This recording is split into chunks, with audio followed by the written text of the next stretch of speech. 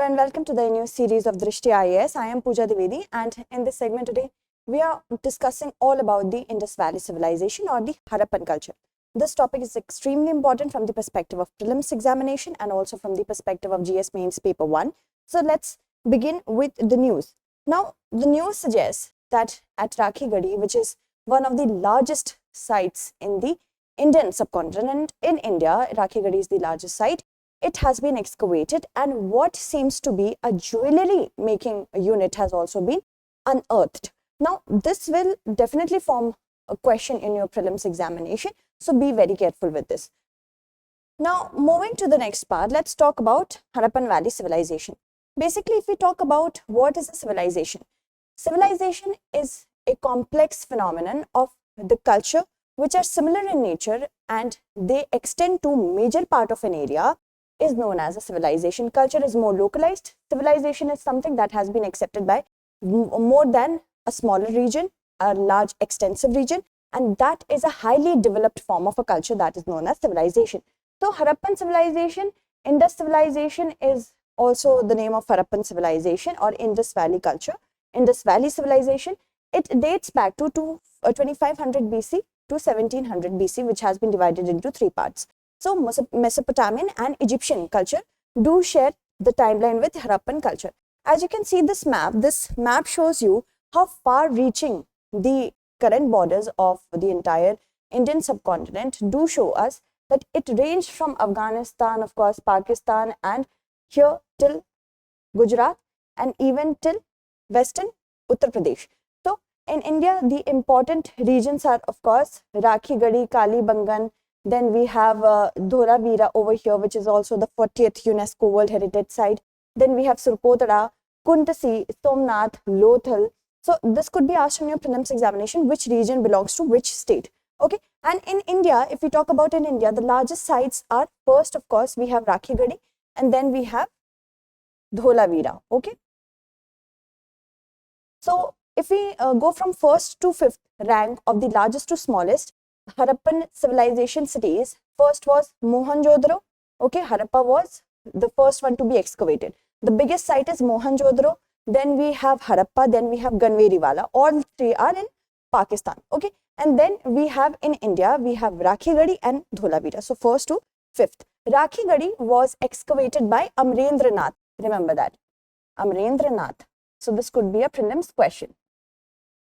Let's move on and talk more about it. So if we talk about it, then the civilization was first identified in 1921 and Harappa in Punjab region and at Mohenjo-daro in 1922 were near the Indus River. So remember that. The ruins of Mohenjo-daro were designated as a UNESCO World Heritage Site only in the year 1980, and there are three phases of Indus Valley civilization. A civilization doesn't come all of a sudden and collapse all of a sudden. It goes through phases, right? So we have the early Harappan phase that extends from 3300 to 2600 BC, then we have the mature one, 2600 to 1900 BC. So in Rakhigarhi, the excavations that have been unearthed belong to the mature Harappan period. And then we have the declining phase, that is the late Harappan phase from 1900 to 1300 BC. Earliest examples of the Indus script dates back to 3000 BC, which is basically a pictographic script. It is not dependent on sonography. That means it's not something that we have heard and written. It depends on the pictures what the Harappan civilization was trying to tell us, which has not been deciphered as of yet. And this phase stands characterized by centralized authority and an increasingly urban quality of life. That is why it was known as a civilization. And trade networks had been established, having evidences of cultivation of crops. In crops, how many types of crops we have? Peas, sesame seeds, we also have dates, cotton, and of course cotton is very famous with respect to Indus Valley civilization. Quote DG, it represents the phase leading up to mature Harappan phase. So I hope you can see quote DG over here. Here is quote DG. Okay, remember that. Moving on, if we talk about more of it, then by 2600 BC, IVC entered into mature state, and the early Harappan communities, they were turning into late urban centers like Harappa, Mohenjo-daro in Pakistan and Lothal in India. The gradual decline of the IVC are believed to have started around 1800 BC and by 1700 BC. Okay, so after that it declined, and then of course the Chalcolithic or Chalcolithic culture started to appear. Then if we talk about Rakhigarhi, Rakhigarhi is in the Hisar district of Haryana. Amarnath excavated it, and of course very important site from the Indian subcontinent.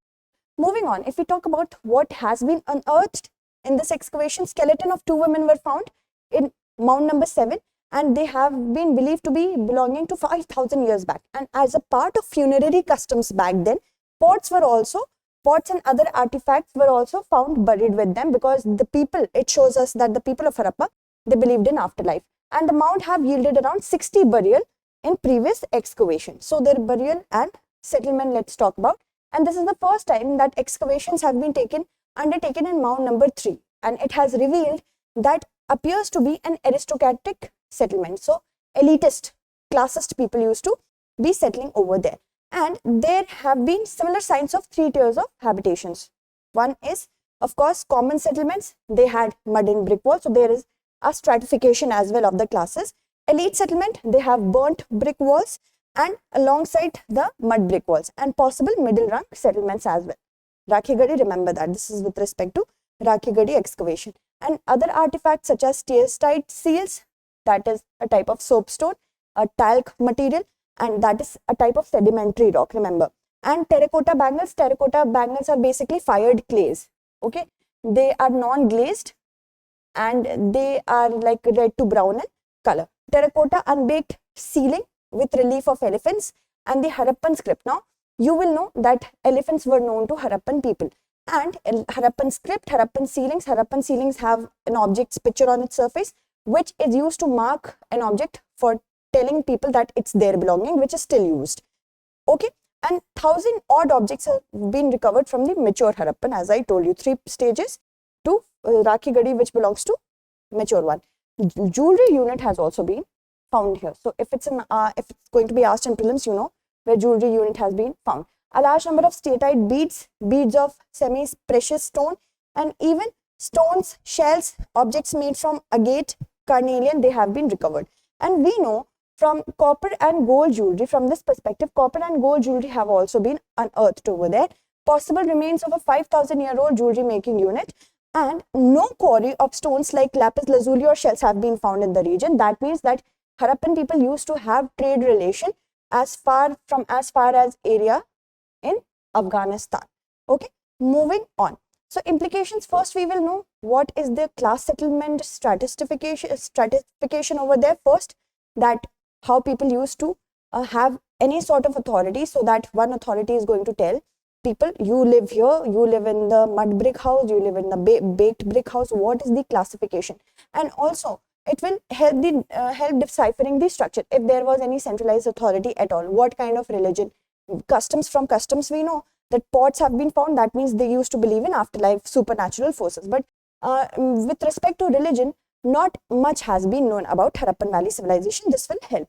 So let's talk about the important structures. Harappa and Mohenjo-daro, they each had its own citadel or acropolis, which was possibly occupied by members of the ruling class. And below the citadel, in each city lay a lower town containing brick houses, which were inhabited by the common people. The remarkable thing about arrangement of the houses in the city is that they followed the grid system, and granaries constituted an important part of the Harappan city. Okay, the use of burnt bricks is remarkable and very unique feature. Drainage system is very impressive, and all cities, every big or small house, they had their own courtyard and bathroom. And in Kalibangan, houses had wells also. At sites such as Dholavira and Lodhal, the entire settlement was fortified, and sections within the town were also separated by walls. For agriculture, the villages used to settle in floodplains. Wheat, barley, rye, peas, sesame, lentil, chickpea, mustard, they were produced. And millets have also been found in Gujarat. These are very minor prelims questions. While rice uses were relatively rare. Indus people were the earliest to produce cotton, remember that. Okay, moving on. If we talk about economy, the importance of trade in the life of the Indus people is witnessed by the presence of numerous seals, uniform script, regulated weights and measures. That means there must be a centralized authority. The Harappans carried considerable trade in stones and metals, and the barter system was very prevalent. Okay, So these are the steatite beads, as I told you, made of soapstone or you can call talc. Okay, it's type of sedimentary rock, and this is the pictographic or logosyllabic. It can be logosyllabic or pictographic script of the Harappans, which has not been deciphered as of yet. So this is a question which was in UPSC 2019. Which of the following is not a Harappan site? Chanodaro, Kodiji, Sahgoda, Desalpur. The answer to this question is of course Sahgoda, because Desalpur's mention was one of the articles in a very important newspaper. So be very careful if any such sort of articles come across. Which of the following characterize the people of Indus Valley Civilization? They possessed great palaces and temples. They worshipped both male and female deities, and they employed horse-drawn chariots. So these are the points. Now we have to select the correct statement or statements. Look at it once again, and people who are going to answer it correctly, I'm going to take your names, okay, in the next segment. So discuss the uniqueness of the Harappan Valley Civilization. This is our question for answer writing practice. Do it, okay? That's it. Thank you so much for watching.